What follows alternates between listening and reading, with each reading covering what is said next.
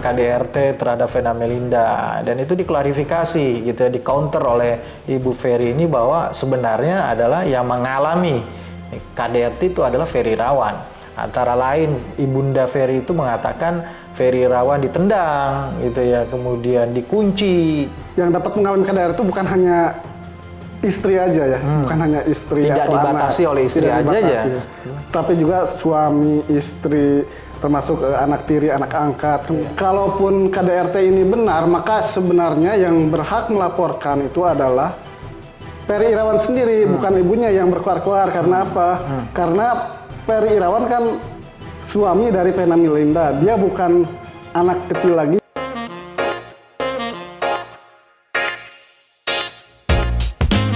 Assalamualaikum warahmatullahi wabarakatuh. Kembali lagi di YouTube channel Halo Pengacara. Apa kabarnya sahabat Halo Pengacara? Semoga baik-baik saja ya.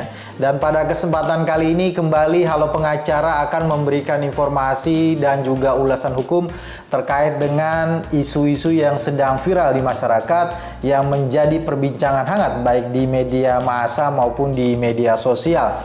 Bersama Kang Dede Rudianto kita akan mengulas terkait dengan pasca persidangan cerai antara Ferry Irawan dengan Vena Melinda, yang pada saat itu ada keterangan dari Ibunda Ferry ya terkait dengan Vena Melinda. Tapi sebelum kita lanjut video ini, jangan lupa kepada sahabat Halo Pengacara untuk mendukung terus YouTube channel Halo Pengacara dengan mensubscribe YouTube channel Halo Pengacara, dan jangan lupa nyalakan lonceng supaya tidak ketinggalan ulasan-ulasan hukum dari Halo Pengacara terkait dengan isu-isu yang sedang viral di masyarakat. Kang Dede, kan pada persidangan beberapa hari lalu ya, hari Rabu yang kemarin kalau tidak salah ya, itu pasca sidang dari cerai dari Ferry Irawan dan juga Vena Melinda itu, ternyata kan pasca itu ada konferensi pers lah, atau ada pernyataan pers lah dari Bunda Ferry ya, Ibu Nurhayati atau Bu Haryati kalau tidak salah itu ya, yang menyatakan bahwa mengklarifikasi ya pemberitaan selama ini yang katanya diduga Ferry Irawan itu melakukan KDRT terhadap Vena Melinda, dan itu diklarifikasi gitu ya, di counter oleh Ibu Ferry ini bahwa sebenarnya adalah yang mengalami KDRT itu adalah Ferry Irawan. Antara lain Ibunda Ferry itu mengatakan Ferry Irawan ditendang gitu ya, kemudian dikunci, kemudian juga pernah disuruh ke pasar begitu ya.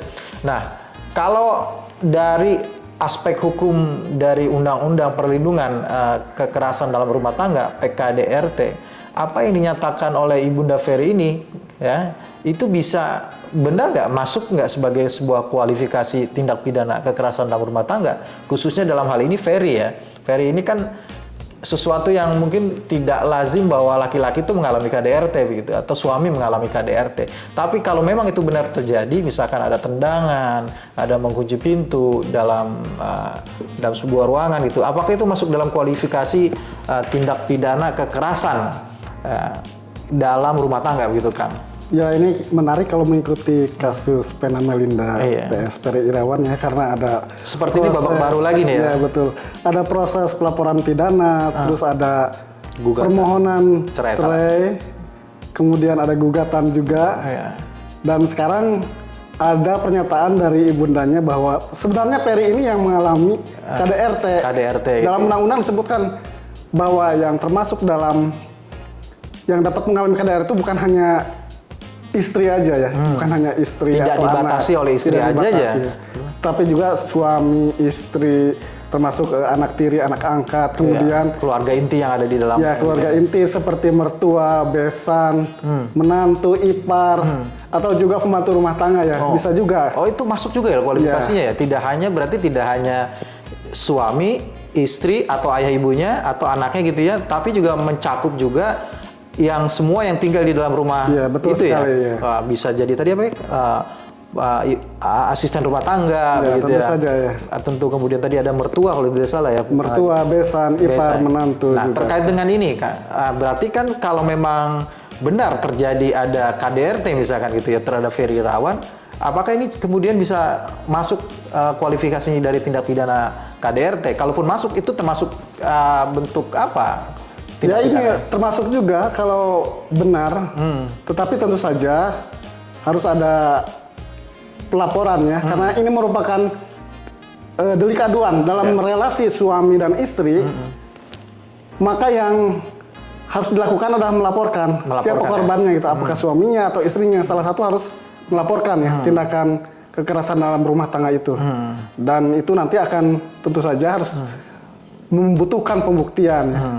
Apakah itu visum, saksi-saksi dari orang yang melihat di sekitar tempat kejadian, dan kalaupun KDRT ini benar, maka sebenarnya yang berhak melaporkan itu adalah Ferry Irawan sendiri, bukan ibunya yang berkuar-kuar. Karena apa?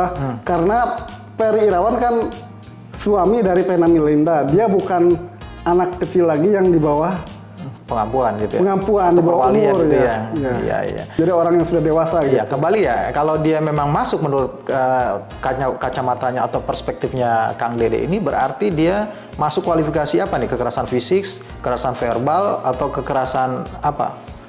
Kalau dalam undang-undang PKIDRT ini berarti. Ya kalau hubungannya dengan fisik seperti dikurung, ditendang, tentu itu kan fisik. Masuknya tentu dan kekerasan fisik. Kalau perkataan verbal berarti mungkin saja secara psikis yang dapat menimbulkan apa rasa rendah diri atau merasa tertekan dan seterusnya begitu ya. Iya, berarti kekerasan fisik ya yang mungkin masuk adalah kekerasan fisik. Nah, pertanyaannya kan adalah bahwa Ibunda Ferry ini kan tidak menyebut ya apa lokus sama tempus atau tempat sama waktu kejadiannya. Nah, misalkan kalau ditendang itu terjadinya di mana dan kapan. Kalau memang dikurung terjadinya kapan, di mana gitu ya. Dan berapa kali kejadiannya gitu. Karena ini kan terkait dengan misalkan kalau kekerasan fisik itu kan dia butuh sebuah hasil laboratorium, artinya perlu divisum gitu ya. Betul sekali. Kalau ditendang, kalau memang dia luka gitu, maksudnya ada bekas lukanya atau tidak kan gitu. Tidak hanya sebuah pernyataan gitu, pernyataan bahwa dia ditendang. Apalagi juga kan pastinya perlu saksi gitu ya, Kang Dede. Iya, betul sekali. Dan itu kuncinya adalah di pengaduan. Adanya karena ini delik aduan harus ada pengaduan. Berarti Ferry yang harus mengadu langsung ya. Iya, betul sekali. Bukan ibunya yang dia menceritakan di konferensi pers. Soalnya polisi tidak akan bisa bertindak apa-apa tanpa aduan gitu. Iya. Walaupun keadaannya kan Ferry sekarang lagi di di tahanan. Nah, artinya bisa dong melalui kuasa hukum melakukan laporan berarti ya? Tentu saja bisa. Tentu saja bisa ya. Nah, ini juga yang artinya menarik ya. Ini menarik, arti ini bisa jadi ini tanda kutip bisa jadi kalau memang ini adalah sebuah benar terjadi kekerasan tersebut, bisa jadi serangan balik dong. Artinya yang lebih dahulu melakukan laporan kan Vena Melinda terhadap Ferry terkait dengan KDRT.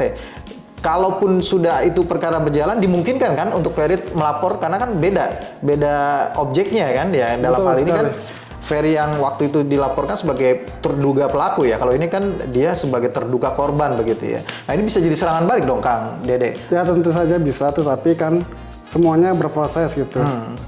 Dan proses ini tentu akan membutuhkan penyidikan dan penyelidikan lebih lanjut gitu. Iya.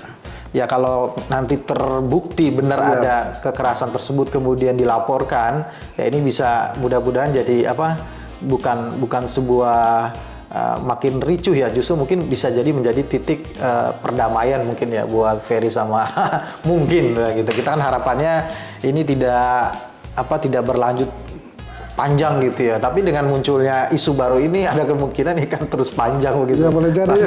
Kalau saya lihat ini ya, ini kasus pernikahan yang paling dramatis ya. Iya. Yang paling panjang. Bisa dibuat film gitu ya, atau sinetron gitu ya. Baik, Kang Dede, terima kasih telah menemani saya memberikan ulasan dan informasi terkait dengan perkembangan dari perkara cerai dari Ferry Irawan dan juga Vena Melinda begitu ya.